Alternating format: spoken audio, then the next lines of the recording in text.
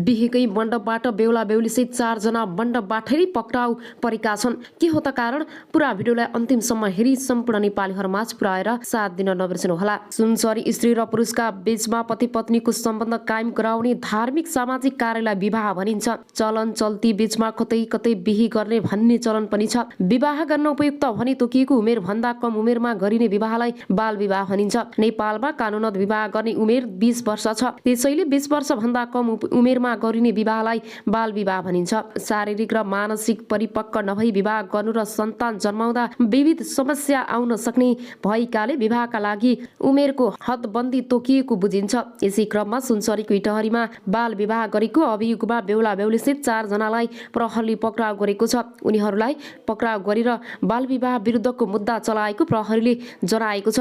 इटहरी 2 स्थित हवाई चौकमा 17 वर्षीय बालिकाको बाल विवाह गरेको अभियोगमा बेहुला सन्दीप बेहुली, बेहुलाका युवा कालु बहादुर रसाइली र बेहुलीकी आमा सेविका दर्नालाई पक्राउ गरी मुद्दा चलाएको सुनसरी प्रहरीले जनाएको छ। उनीहरूलाई इलाका प्रहरी कार्यालय इटहरीले असोज 25 गते विवाह मण्डपबाट पक्राउ गरेको थियो। 4 जना विरुद्ध सुनसरी जिल्ला अदालतबाट बाल विवाह मुद्दामा 5 दिन म्याद थप भई अनुसन्धान थालिएको प्रहरीले जनाएको छ। अब आउनुहोस् अर्को समाचारतर्फ लागौं।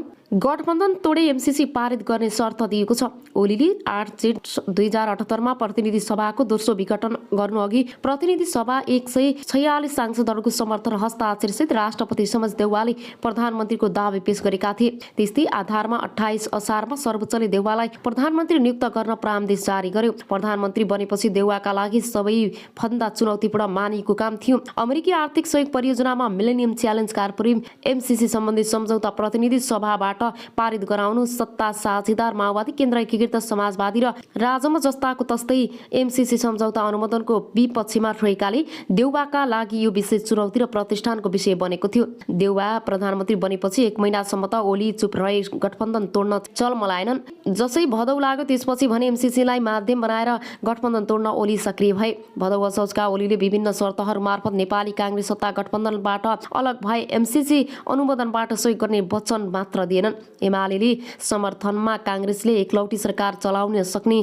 विश्वास पनि दिलाए। खासमा त्यो बेला अमेरिकाले पनि एमसीसी अनुमोदनका लागि देउवामाथि निकै ठूलो दबाव सिर्जना गरेको थियो। त्यसैका लागि एमसीसी उपाध्यक्ष कार्तिकमा फातिमा सुमार नाई उपाध्यक्ष जोनाथ ब्रुक्ससँगै 24 भदौ 2078 मा नेपाल आएकी थिइन्। एमसीसी अनुमोदन देउवाका लागि ठूलो प्रतिष्ठाको विषय हो भन्ने ओलीले बुझेका थिए। त्यही भएर उनले माओवादी, केन्द्र र एकीकृत समाजवादीको गठबन्धन तोड्न देउवा तयार भएकाले एमालेको समर्थनमा कांग्रेस एक्लै सरकार चलाउन सक्ने एमसीसी र पारितका लागि एमालेले सहयोग गर्ने प्रस्ताव राखे। ओलीको यो प्रस्ताव आफूलाई कमजोर बनाउने दाउ हो भन्ने देउवाको बुझाइ रह्यो। संगठनात्मक तोड्ने शर्तमा एमसीसी अनुमोदन गर्ने ओलीको प्रस्ताव देउवा सम्मत भएन। यसरी सत्ता गठबन्धन तोड्ने ओलीको यो दोस्रो प्रयास पनि असफल हुन पुग्यो। तेस्रो प्रयास संसद अवरोध र निर्वाचन तीनै तहको निर्वाचन संघारमा छ।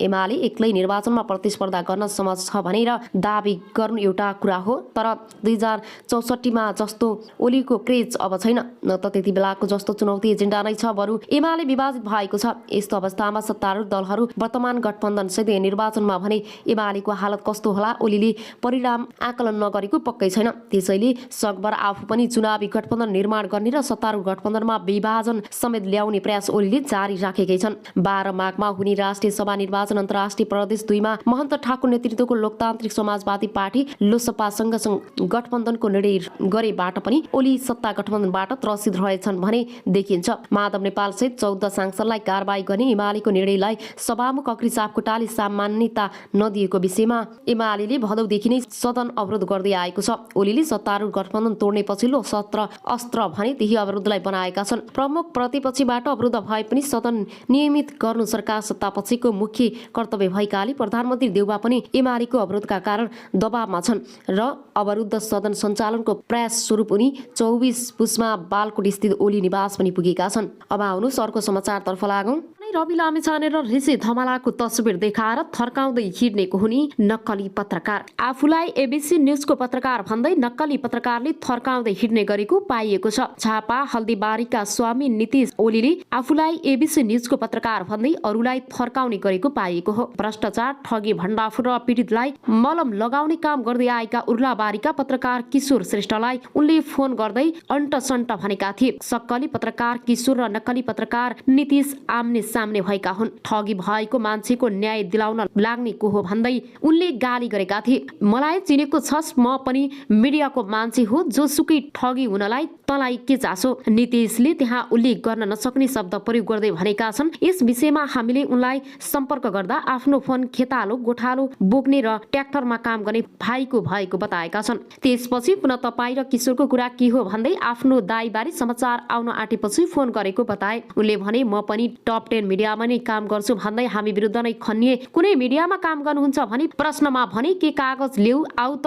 को होस् खाते समेत भन्न भ्याए। उसको स्वर सुन्दा सायद उनी नसामा रहेको अनुमान सहजै गर्न सकिन्छ। झापामा सामाजिक काम गर्ने सामाजिक अभियन्ता भनेर चिनिएका नीतिशले बोलेका शब्द र आफूलाई मिडियाकर्मी भन्दै थर्काउँदै सामाजिक काममाथि धज्जी नै उडेको छ। झापाका केही पत्रकारहरूलाई उनको बारेमा बुझ्दा उनी पत्रकार नभएको बताएको छ। एक पत्रकार भन्छन् बोक्री सामाजिक अभियन्ता हो, यो लुकेर हिँड्छ। झापाका केही पत्रकारहरूलाई उनको बारेमा बुझ्दा उनी पत्रकार नभएको बताएको छ। एक पत्रकार भन्छन् बोक्री सामाजिक अभियन्ता हो, यो लुकेर हिँड्छ, भेटे भने धेरैले पट्काउँछन्। त्यसलाई नीतिश झापा प्रहरले बहुविवाह गरेको आरोपमा पक्राउ गरेको थियो। क्षुद्र व्यवहारका ओलीले 4 वर्ष अघि वृद्धामर दुखी एक युवतीसँग विवाह गरेका थिए। विवाहपछि विभिन्न समस्या झेल्दै आएकी श्रीमानसँगको सम्बन्ध विच्छेद मुद्दा चलिरहेको बेला ओलीले फेरि इलाम चुलाचुलीकी एक युवतीलाई श्रीमतीको रूपमा भित्र्याएका छन्। बहुविवाहको जोहरी परेपछि स्थलगत अध्ययन गरेर दोस्रो श्रीमती ल्याएको पुष्टि भएपछि प्रहरले ओलीलाई पक्राउ गरेका थिए। कथित अभियन्ता हुँदै घुमिरहेका ओलीले पहिलो श्रीमतीको आफन्तहरूलाई फेसबुकबाट मन परी लेख्ने गाली गलैज गर्दै धम्की दिने गर्थे। ओलीलाई चारपाने क्षेत्रका युवाले धाक धम्की दिएको भन्दै कुटपिट गरेका थिए। कुटपिटका क्रममा ओलीले बहुमूल्य सामान र नगद समेत चोरी भएको आरोप लगाउँदै उजुरी दिएका थिए। सो उजुरीका आधारमा अनुसन्धान गर्दा ओलीले झुटो आरोप लगाएको पुष्टि भएको थियो। सो घटना जिल्ला प्रशासनमा पुगेको थियो। सोही बेला ओलीको सामाजिक सञ्जालमा सिडिओलाई मनपरी समेत लेखेका थिए। सिडिओमाथि मनपरी लेखेको भन्दै प्रहरीको निगरानीमा परेका ओली केही महिना फरार भएका थिए। उनलाई सम्झाएर सम्झिने मान्छे नै होइन। एक पत्रकार भन्छन् फेसबुकमा जे मन लाग्यो त्यही लेख्ने, मान मर्दन गर्ने, कमजोर मान्छेसँग आइलाग्ने, उसको झापामा दुरी चोर जतिको पनि इज्जत छैन। अहिले पनि लुकी हिँड्छ। एबीसी न्यूजले झापामा आफ्नो संवाददाता पार्थ मण्डप मात्र भएको बताएको छ। यस्ता नेपाल पत्रकार महासंघ झापाका एक अध्यक्ष एक राजगिरीले नीतिश ओली नाम गरेको महासंघमा सदस्य केही नभएको बताएका छन्। अब आउनुहोस् अर्को समाचारतर्फ लागौं। इका बिहार एकै दिन 3 जनाको शव भेटिएको छ। काठमाडौँमा विभिन्न क्षेत्रमा शुक्रबार 3 जनाको शव भेटिएको छ। बुढा नीलकण्ठ नगरपालिका 2 भङ्गाल डेरा गरी बस्ने महोत्तरी बर्दिवासकी 45 वर्षीय सविता थापा मृत अवस्थामा फेला परेको प्रहरीले जनाएको छ। यस्तै काठमाडौँ महानगरपालिका 19 ढोका टोल स्थित सडक पेठीमा एक पुरुष र पहिचान नखुलेकै करिब 45 वर्षीय अर्का पुरुष पनि काठमाडौँ 19 मै मृत फेला परेको प्रहरी प्रधान कार्यालयले जनाएको छ। तीनवटै घटना अनुसन्धान भइरहेको प्रहरीले जानकारी दिएको छ। एक पुरुषको शव आइतबार सप्तरीको शम्भुनाथ नगरपालिकामा फेला परेको छ। शम्भुनाथ 2 खैरबुनामा करिब 55 वर्षीय पुरुषको शव आइतबार दिउँसो फेला परेको सप्तरी प्रहरीले जनाएको छ। कालो वर्णको दारी पारेको, तालु खुइलेको, तत्काल नामथर ठेगाना नखुलेको, उनी सो क्षेत्रमा बारम्बार देखा मानसिक सन्तुलन ठिक नभएका व्यक्ति रहेको स्थानीयले बताएका छन्। स्थानीय भोला काजी राउतले भोक र जाडोका कारण मृत्यु भएको हुन सक्ने बताउनु भयो। अब आउनुहोस् अर्को समाचारतर्फ लागौं। मानसिक सन्तुलन गुमाएकी एक महिलाले गरिन् आफ्नै श्रीमानको हत्या। मानसिक सन्तुलन गुमाएकी रोल्पाको सुनछहरी गाउँपालिका 6 फगाम झिरुवाङकी